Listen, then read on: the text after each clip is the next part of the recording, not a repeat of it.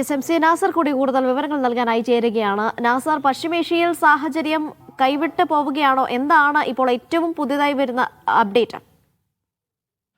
Aneesha, വ്യാപകമായിട്ടുള്ള missile drone ആക്രമണങ്ങൾ തുടരുന്നുണ്ട്. കാരണം പക്ഷേ ഇന്നലെ രാത്രിയാണ് വ്യാപകമായിട്ടുള്ള ആക്രമണങ്ങൾ നടന്നത്. എല്ലാ മിസൈൽ ഡ്രോൺ ആക്രമണങ്ങളും പ്രതിരോധിക്കുന്നതിൽ അതാതിടങ്ങളിലെ പ്രതിരോധ മന്ത്രാലയം വിജയിച്ചിട്ടുണ്ട്. പക്ഷേ കൂടുതൽ സംഘർഷത്തിലേക്ക്, കാരണം നേരത്തെ ആദ്യം അമേരിക്കയുടെ സൈനിക കേന്ദ്രങ്ങൾ മാത്രമായിരുന്നു ഇറാൻ തങ്ങളുടെ ലക്ഷ്യമായി കണ്ടിരുന്നത്. പക്ഷേ പിന്നീട് അതിൽ നിന്ന് മാറി ഊർജ്ജ കേന്ദ്രങ്ങളിലേക്ക് വരികയായിരുന്നു. അങ്ങനെയാണ് സൗദിയിലെ അരാംകോ റിഫൈനറിയിൽ, അതോടൊപ്പം തന്നെ ഖത്തറിലെ ദ്രവീകൃത ഇന്ധന ഉൽപാദനവുമായി ബന്ധപ്പെട്ട മേഖലകളിലേക്ക് ആക്രമണം മാറി.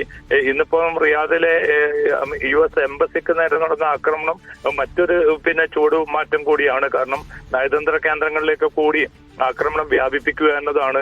ഇതിന്റെ ഭാഗമായിട്ടാണ് UAE, ഗൾഫ് രാജ്യങ്ങൾ ഉൾപ്പെടെ ഏതാണ്ട് 14 രാജ്യങ്ങളിൽ നിന്ന് തങ്ങളുടെ പൗരന്മാരെ ഒഴിപ്പിക്കാനുള്ള നീക്കങ്ങൾ അമേരിക്ക ആരംഭിച്ചിട്ടുണ്ട്. അതേസമയം ഇസ്രായേലിൽ നിന്ന് US പൗരന്മാരെ ഒഴിപ്പിക്കാൻ നിലവിലുള്ള സാഹചര്യത്തിൽ ഒരു നിരക്കും സാധിക്കുകയില്ല എന്ന് ഇസ്രായേലിലെ US അംബാസഡർ വ്യക്തമാക്കിയിട്ടുണ്ട്. അതോടൊപ്പം തന്നെയാണ് സമുദ്ര മേഖലയിൽ കൂടുതൽ സംഘർഷം കനക്കുന്നതായിട്ടുള്ള റിപ്പോർട്ടുകളാണ് ഇപ്പോൾ പുറത്തുവരുന്നത്. ഇന്നലെ രാത്രി തന്നെ ഒരു കപ്പലിന് നേരെ ഇസ്ലാമിക് റവല്യൂഷണറി ഗാർഡ് വെടിയുതിർക്കുകയും കപ്പലിന് തീപിടിക്കുന്ന സംഭവം ഉണ്ടായിരുന്നു. ഇന്നും ചില സംഭവങ്ങൾ ഉണ്ടായതായിട്ട് അന്താരാഷ്ട്ര വാർത്താ ഏജൻസികൾ റിപ്പോർട്ട് ചെയ്യുന്നുണ്ട്. ഹോർമസ് കടലിടുക്കിലൂടെയുള്ള നീക്കങ്ങൾ, ചരക്ക് നീക്കം ഏറെക്കുറെ പൂർണ്ണമായിട്ടും സ്തംഭിച്ചിരിക്കുന്ന ഒരു സാഹചര്യമാണുള്ളത്. അതോടൊപ്പം തന്നെ റിഫൈനറി അടച്ചിട്ടതും മൂലം രൂപപ്പെട്ടിരിക്കുന്ന പ്രകൃതിവാതകവുമായി ബന്ധപ്പെട്ട മേഖല, അതോടൊപ്പം തന്നെ എണ്ണ മേഖല, ഈ രണ്ട് മേഖലയും വലിയ പ്രതിസന്ധിയിലേക്കാണ് നീങ്ങുന്നത്. പ്രത്യേകിച്ച് അന്താരാഷ്ട്ര വിപണിയിലൊക്കെ വലിയ തോതിൽ വിലവർദ്ധനവിന്, ദ്രവീകൃത ഇന്ധനത്തിന് ഇന്ന് മാത്രം 30% വിലവർദ്ധനവ് ഉണ്ടായതായിട്ടാണ് റിപ്പോർട്ടുകൾ വ്യക്തമാക്കുന്നത്. എണ്ണവില 50 കടന്ന് മുന്നോട്ട് പോവുകയാണ്. അപ്പൊ ഈ ഒരു പ്രതിസന്ധി കൂടുതൽ നീണ്ടു നിൽക്കുന്ന ഒരു സാഹചര്യം അത് എല്ലാ രാജ്യങ്ങളെയും ബാധിക്കും. അതുകൊണ്ടായിരിക്കണം ഇപ്പൊ ചൈനയുടെ കുറെ കൂടി ശക്തമായിട്ടുള്ള ഒരു പ്രതികരണം വന്നിട്ടുണ്ട്. എത്രയും പെട്ടെന്ന് ഒരു വെടിനിർത്തലിന് തയ്യാറാകണം. ഒരു പരമാധികാര രാജ്യത്തിന് നേരെ ഇത്തരം കടന്നാക്രമണങ്ങൾ അംഗീകരിക്കാനാവില്ല. അതുകൊണ്ട് അമേരിക്കയും ഇറാനും ഒരു വെടിനിർത്തലിന് തയ്യാറാവുകയും നിലവിലുള്ള ഈ പ്രതിസന്ധിക്ക് എത്രയും പെട്ടെന്ന് പരിഹാരം കാണണമെന്ന് ചൈന ആവശ്യപ്പെട്ടിട്ടുണ്ട്. ചൈന ഏതെങ്കിലും അർത്ഥത്തിലുള്ള ഒരു മധ്യസ്ഥത ഇതിൽ വഹിക്കുമോ എന്ന കാര്യം ഇപ്പോൾ വ്യക്തമല്ല.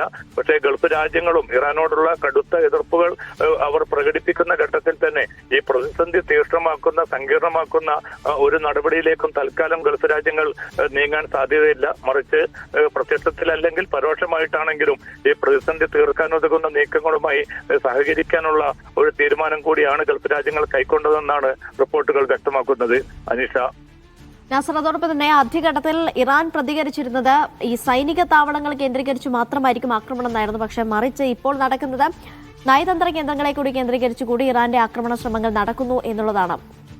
അത് എങ്ങനെയായിരിക്കും? ഈ നയതന്ത്രത്തിലൂടെ പ്രശ്നപരിഹാരത്തിനുള്ള ചർച്ചകൾ നിലവിൽ നടക്കുന്നില്ല, പക്ഷെ അതിലേക്കൊക്കെ കടക്കാനുള്ള സാധ്യതകൾ കൂടിയുണ്ട്. അല്ലാതെ ഈ പ്രശ്നം പരിഹരിക്കുക എന്ന് പറയുന്നത് അസാധ്യമാണ്. ഈ പറഞ്ഞതുപോലെ തന്നെ ചൈന മധ്യസ്ഥത വഹിക്കുമോ എന്ന കാര്യത്തിൽ ഇപ്പോഴെങ്കിലും ഒരു വ്യക്തത വന്നിട്ടുണ്ടോ? കാരണം ആദ്യഘട്ടത്തിൽ ഈ സമാധാന ശ്രമങ്ങൾ പുരോഗമിക്കുന്ന ഘട്ടത്തിലൊക്കെ, ചർച്ചകളൊക്കെ നടക്കുന്ന ഘട്ടത്തിലൊക്കെ ഇറാനും ഒപ്പം ചൈനയും ഒന്നിച്ച് സൈനികാഭ്യാസമൊക്കെ നടത്തിയിരുന്നു. അജീഷ, തീർച്ചയായിട്ടും. കാരണം ചൈനയും റഷ്യയും നേരത്തെ നടന്ന ഇറാനുമായിട്ടുള്ള അഭ്യാസ പ്രകടനങ്ങളിൽ പങ്കെടുത്തിരുന്നു. പക്ഷേ ഒരു മേഖലയിൽ പ്രത്യക്ഷമായിട്ട് ഏതെങ്കിലും ഒരു രാജ്യത്തിന് വേണ്ടി രംഗത്തിറങ്ങാനോ ആ രാജ്യത്തിന് പൂർണ്ണമായിട്ടും ആ യുദ്ധത്തിൽ പങ്കാളിത്തം വഹിക്കാനൊന്നും ഈ രണ്ട് രാജ്യങ്ങളും തയ്യാറാകാൻ പല കാരണങ്ങളാൽ സാധിക്കുകയില്ല. ഒന്നാമത് യുക്രൈനുമായിട്ടുള്ള 4 വർഷത്തിലധികമായി തുടരുന്ന ഒരു യുദ്ധത്തിന്റെ കെടുതികളും പ്രതിസന്ധികളും റഷ്യ അഭിമുഖീകരിക്കുന്നുണ്ട്. ചൈനയ്ക്കാണെങ്കിൽ അതിൻ്റെതായിട്ടുള്ള സാമ്പത്തിക താല്പര്യങ്ങൾ ഇപ്പോൾ പോലും ഈ പ്രശ്നത്തിൽ ഇപ്പോൾ ചർച്ചയിലേക്കൊക്കെയും ചൈന ഇടപെടുന്നുണ്ടെങ്കിൽ പോലും അത് തങ്ങളുടെ വാണിജ്യ താല്പര്യങ്ങളെ, ഭാവി ബിസിനസിനൊക്കെ ബാധിക്കും എന്ന ഒരർത്ഥത്തിൽ മാത്രമാണ്. കാരണം ഏറ്റവും കൂടുതൽ ഇപ്പൊ ഇറാനിൽ നിന്നാണെങ്കിലും എണ്ണ ഇറക്കുമതി ചെയ്യുന്ന ഒരു രാജ്യം കൂടിയാണ് ചൈന. അതോടൊപ്പം തന്നെ യൂറോപ്യൻ വിപണിയിലേക്കും ഒക്കെയുള്ള എണ്ണ പോകുന്നതിൽ ചൈനയുടെ പങ്കുണ്ട്. അതോടൊപ്പം തന്നെ സാമ്പത്തികമായിട്ടുള്ള നിക്ഷേപ മേഖലകളിൽ ചൈനയ്ക്ക് അതിൻ്റെതായിട്ടുള്ള വലിയൊരു മേൽക്കോയ്മ നിലവിലുണ്ട്.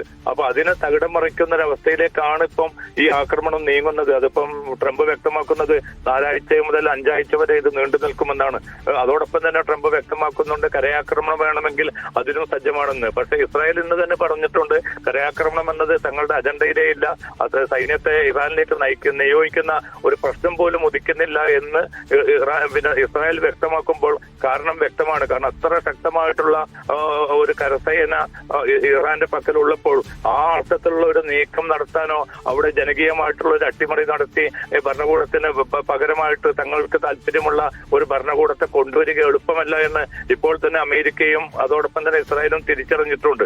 അപ്പൊ മാക്സിമം അതിന്റെ സൈനിക ശേഷി കുറയ്ക്കുക എന്ന അർത്ഥത്തിൽ ഊന്നിക്കൊണ്ടുള്ള ഒരു നീക്കവും നിലപാടുകളും നടപടികളുമാണ് ഇപ്പോൾ ഈ 2 രാജ്യങ്ങളും ഇപ്പം ഇറാന്റെ കാര്യത്തിൽ സ്വീകരിച്ചു വരുന്നത്. അപ്പൊ പ്രതിസന്ധി പരിഹരിക്കണമെങ്കിൽ ചൈനയും റഷ്യയും കുറെ കൂടെ ശക്തമായിട്ട് രംഗത്തിറങ്ങുകയാണെങ്കിൽ ഒരു പക്ഷേ അതിന് സാധ്യതയുണ്ട്. പക്ഷെ ആ 2 രാജ്യങ്ങളും നിലവിലുള്ള ഒരു സാഹചര്യത്തിൽ അത്തരമൊരു നടപടിക്ക് മുന്നിട്ടിറങ്ങുമോ എന്ന ചോദ്യമാണ് ഈ ഘട്ടത്തിലും ബാക്കി നിൽക്കുന്നത്.